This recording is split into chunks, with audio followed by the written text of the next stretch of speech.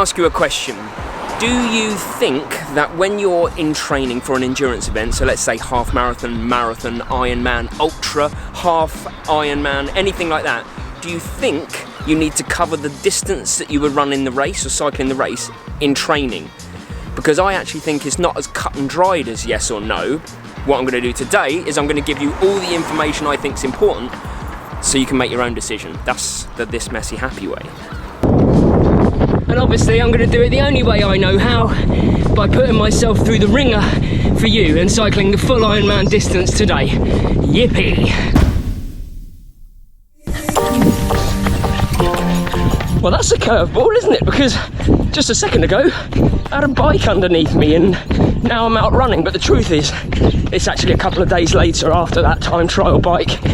Because honestly, once I got out there and I felt like I really had to concentrate hard for the entire ride, the last thing I could do was think about what I wanted to say to camera. So I just completely binned it. But you love the plot twist, it's like Usual Suspects, right?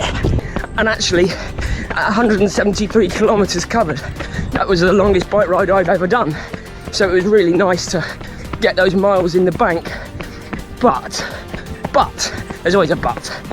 The thing is with getting miles in the bank is that with an increased mileage in training comes an increased risk of overuse injury, which is just a fancy way of saying your muscles are more tired, the movement patterns break down, and other muscles have to compensate for that, and therefore you can pick up more injuries the more miles you go. Oh. Not much view today, is there? The good news about this mileage increase thing, by the way, I suppose it's actually more good news if you're a triathlete or someone that cross trains, but it is still good news, is that not all distance increases are equal. What do I mean by that? Well, what I mean is that when they did some formal and informal studies in triathlon, what they found was overuse injuries, where they actually came from, was very interesting. 0 to 5% of overuse injuries came from swimming in triathlon, 5 to 10% came from cycling, and a massive 85 to 90% of overuse injuries in triathlon came from the running. And that's because it's the only load-bearing discipline of the three.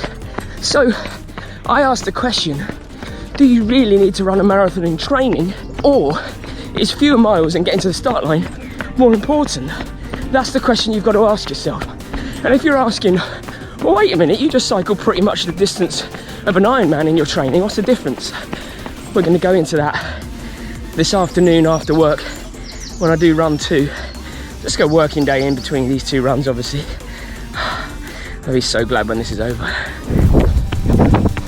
And here it is, second run of the day, 45 minutes. It's so warm, but it's so lovely. But I do want to pick up where I left off this morning, which is, why am I cycling the distance that I need to race if I'm not running the distance that I need to race? And the answer actually is, it's pretty simple. You probably already guessed it. I'm not even bothering to run up this hill. My heart rate's max anyway. Look at the views though. Come on. As I say, I'm sure you've actually guessed the first reason that I cycle the distance in training, because I've alluded to it earlier, and that's because the chance of injury is relatively much lower. It's not completely zero, because as you know, overuse injuries are 10-15% of cycling injuries in triathlon. But also, if you followed the channel for a few years, you know a few years ago I got hit by a car. So the more miles out on the road, the increase in danger relatively, but it's still pretty small.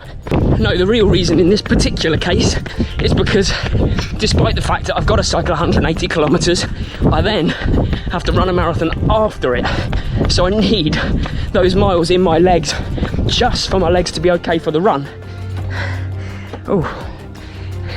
Did I mention it's warm and I've got to start training in Thailand? It's about 24 here, about 38 in Thailand. Oh, I've decided in my infinite wisdom it is much more sensible to film going downhill than uphill.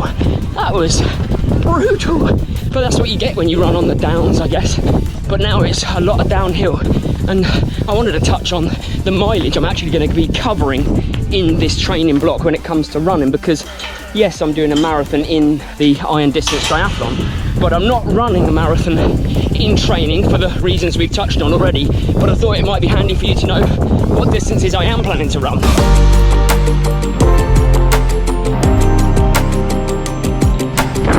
Now, I've just started my last 3-week build block, so 3 weeks of hard work and a 3-week taper. And within that 3 weeks of hard work, I'm planning to do a progressive long run, starting this week with a 29k, then I'm going to 32 next week, and then I'm going to 35, and that's where I'm maxing out. I don't feel the need to run the distance. I have run the distance before, but I think even if I hadn't, I wouldn't feel the need to run the distance, because actually, in my head, a happy athlete is faster than a perfect athlete. And if all went well and I got no niggles, yeah, I'll do those distances. But if I start to feel niggles and ache and pains, I'm going to wind it in, because I'd rather be at the start line feeling happy than I would be at the start line with some kind of tweak or just swallowed a fly or something in my head, you know?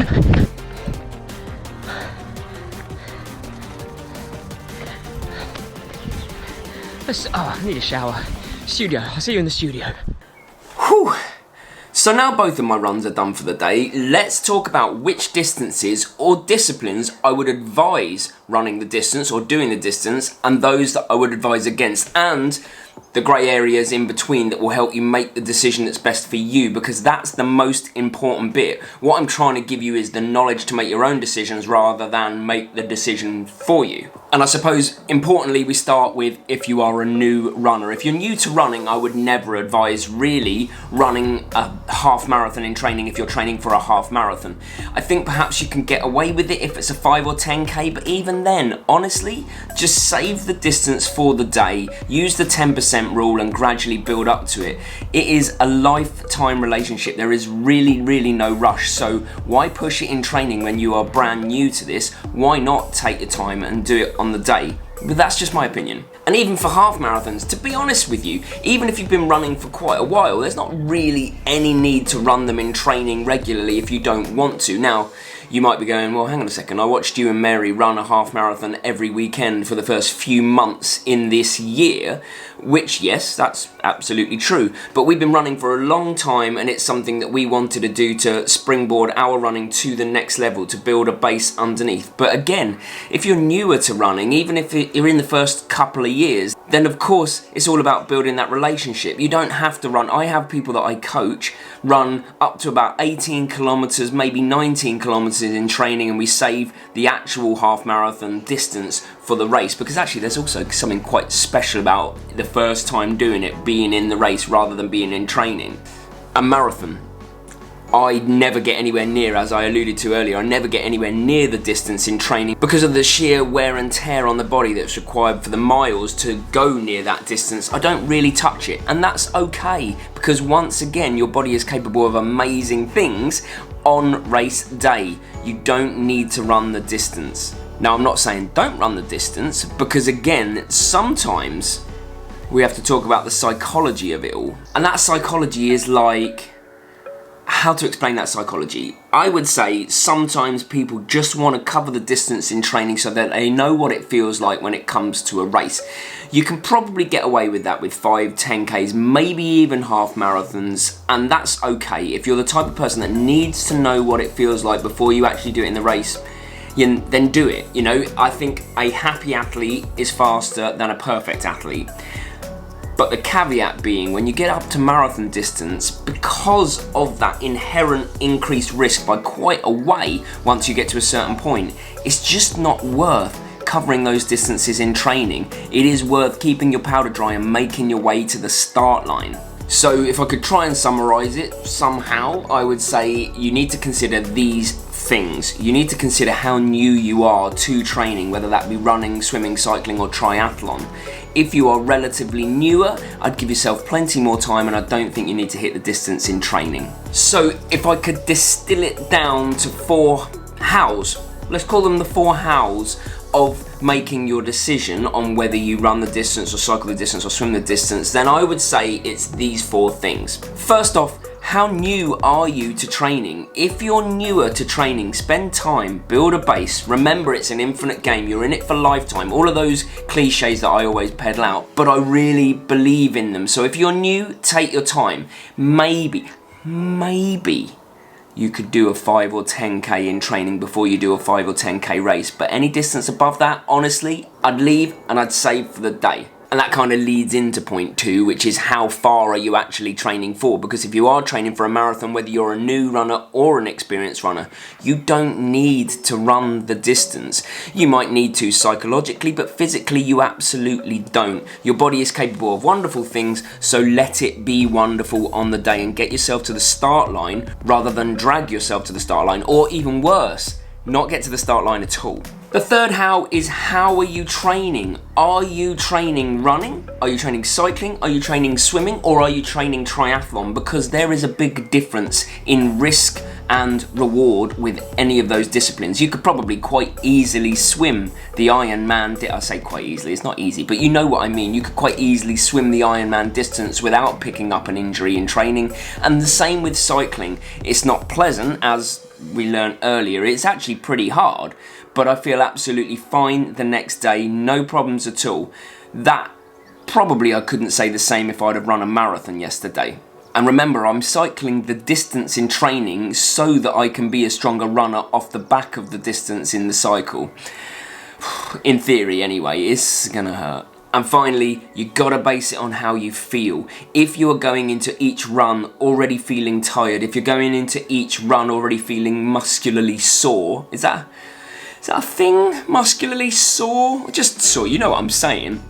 If you're going into those runs, then be wary, because when your muscles are tired, when you're tired, when your muscles are sore, it's when your technique breaks down, this is if you're running, and that's when you pick up the overuse injuries. My university tutor summed it up like this. She said, when a wheel is not completely aligned on a frame on a bike, it doesn't just go straight round. It sometimes rubs on the frame or rubs on the brake, and in isolation 1 or 2 times, you probably get away with it. But if you're doing that lots and lots of times, you're probably going to wear a big patch on the tyre. And imagine if you're doing that time and time again when running or cycling, then that's usually what happens when your muscles are tired and your technique breaks down. So just monitor how you feel all of the time. It is better to bail on a run when you're really, really tired than try and go through it and possibly end up with an overuse injury. I really hope that this has helped you. It's been a bit of an emptying of my brain of what I think is fundamentally important in endurance training in terms of distances, but you might disagree, and that's okay. The world is a beautiful place because of people with differing opinions. Now, some quick exciting news. It's currently the 7th of June and Scimitar Sports are doing a first run on the This Messy Happy merchandise, the t-shirts and vests, on the 18th of June.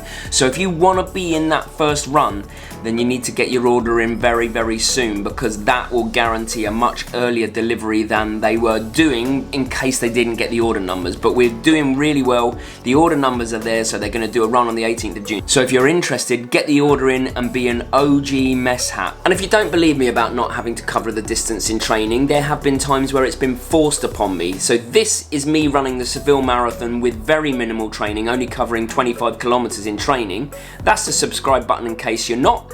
And I'll see you for Sunday, because Mary is racing a half marathon this weekend. Whoop whoop!